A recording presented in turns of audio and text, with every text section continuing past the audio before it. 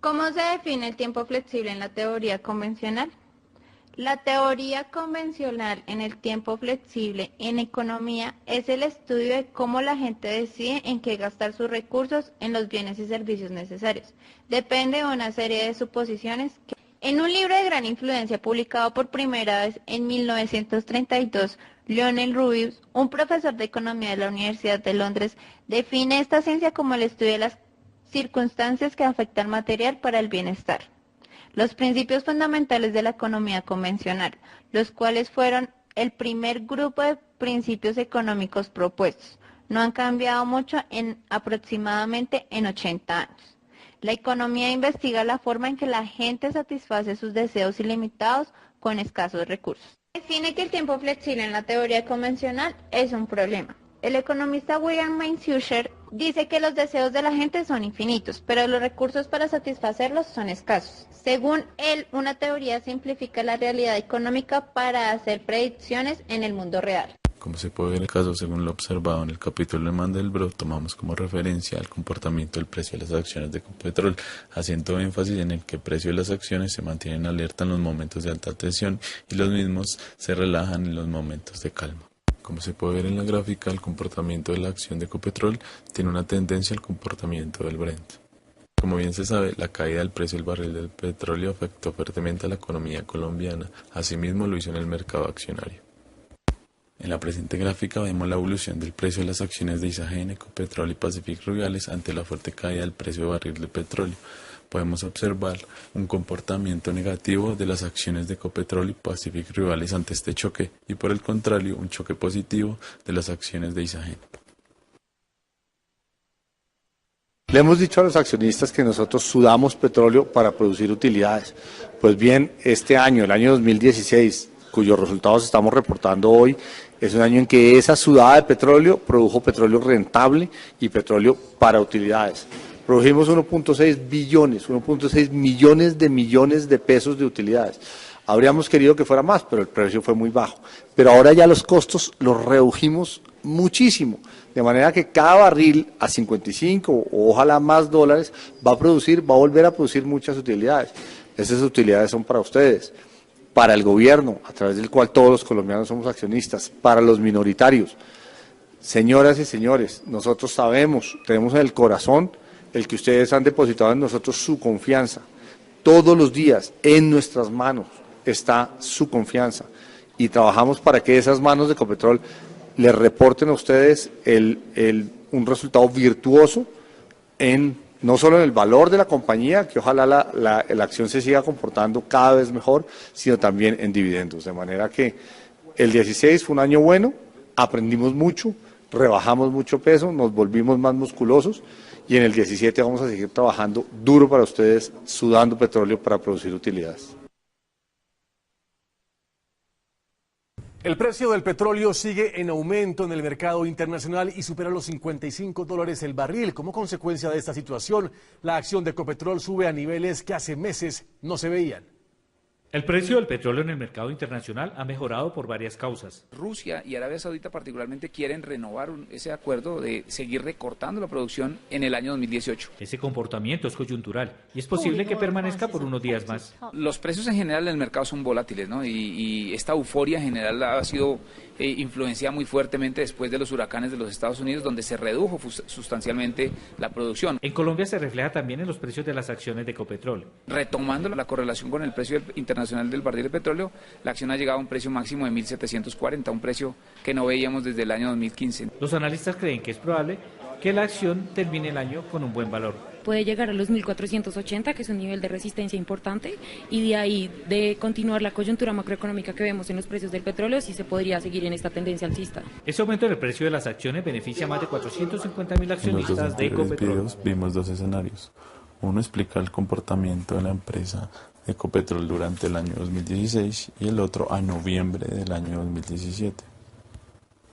Cuanto más aburrido es el gráfico de precios, más despacio pasa el tiempo del mercado.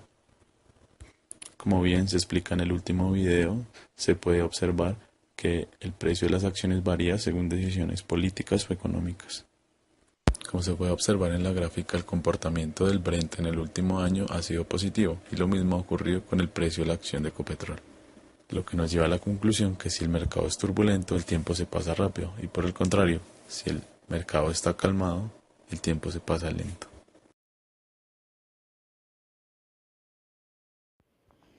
Desafío capítulo 13.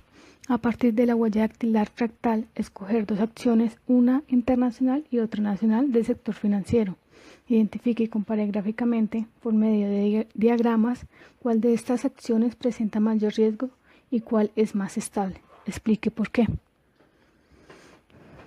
Esta primera gráfica es la acción de HSBC en un periodo de 3 meses, analizando únicamente su precio.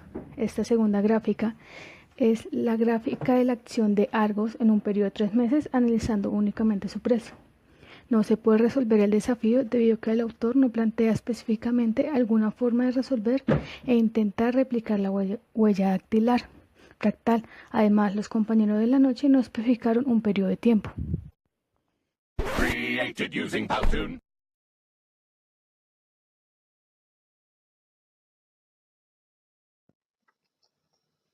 Exuberancia irracional. El mercado de valores desde una perspectiva histórica. Desafío. Identifica el comportamiento psicológico en la crisis subprime del 2008, entendiendo que las entidades reguladoras tenían conocimiento del comportamiento irracional del mercado y no actuaron. Primero, analice por qué se presentó esta conducta. Segundo, qué políticas correctivas se pudieron haber aplicado. El subprime se dio porque el presidente de aquel entonces de los Estados Unidos decidió crear un programa en apoyo con las instituciones privadas para brindarle vivienda a las personas de todos los tipos de ingresos en ese país. Sin embargo, la Fed redujo las tasas de interés de 6% al 1% en cuestión de meses. Esto básicamente demuestra que el Banco Central se vio permeado por acciones políticas externas. Familias, aprovechando esa oportunidad para obtener su vivienda nueva y cumplir el sueño americano, optaron por las hipotecas. Esto significaba que las familias comenzaron a especular y poco a poco se fue inflando la burbuja del subprime. Sin embargo, las hipotecas estaban apoyadas en los precios de las viviendas nuevas. Esto pudo haber hecho que junto con la especulación, la hipoteca aumentaba a un ritmo más acelerado que aumentaba el precio real de la vivienda. Bancos comenzaron a repartir activos por todo el mundo y esto contribuyó a que se filtraran en el mercado de valores del mundo los activos financieros que se manejaban en Estados Unidos, impulsados por las hipotecas. Sin embargo, la Fed decidió volver a aumentar las tasas de interés a un 3%. Para el 2006, esta tasa de interés llegó al 5.5%. Finalmente, gracias a la presión de esta tasa de interés, estalló la burbuja financiera. Se hizo insostenible para los bancos cuando las familias devolvieron las viviendas y dejaron de pagar sus cuotas hipotecarias, porque era más económico devolverlas que continuar pagando dichas hipotecas. Finalmente, la crisis estalló y llegó a su punto más álgido cuando el banco Lehman Brothers se declaró en bancarrota. Nadie esperaba que una institución tan poderosa lograse llegar a ese punto.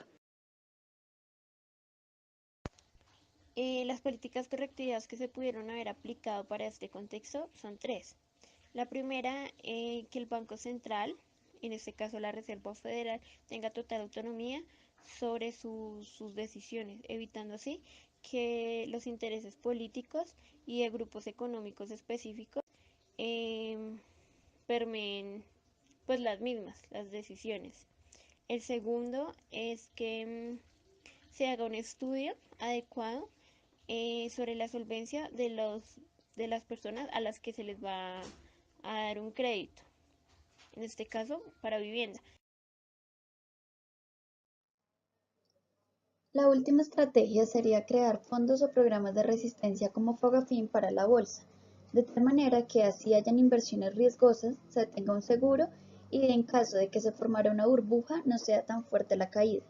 Claro está que solo en casos en que se beneficia a la comunidad en general, como los créditos hipotecarios.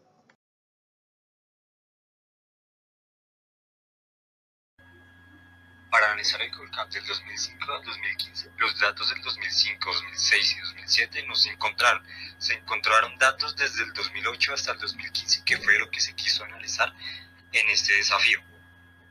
Analizando estos datos acorde al capítulo número 9 de Finanzas y Fractales, la H de Horst nos dio 0.125, según la fórmula que era 1 sobre el número de años, en este caso es 8. Para poder darnos una idea hay que entender que este indicador va entre 0 y 1. Si el indicador está entre 0.5 y 1, la serie es persistente, es decir, que la serie está arriba de su media de largo plazo respecto al periodo anterior y lo más probable es que continúe subiendo en el periodo siguiente. En este orden de ideas, quiere decir que si la H de Horst hubiera estado entre 0.5 y 1, la serie tendría una memoria larga, es decir, que lo que ocurre hoy impactará en el futuro, pero como en este caso se obtuvo entre 0 y 0.5, la serie es antipersistente y este no va a tener repercusiones en un futuro. Created using Powtoon.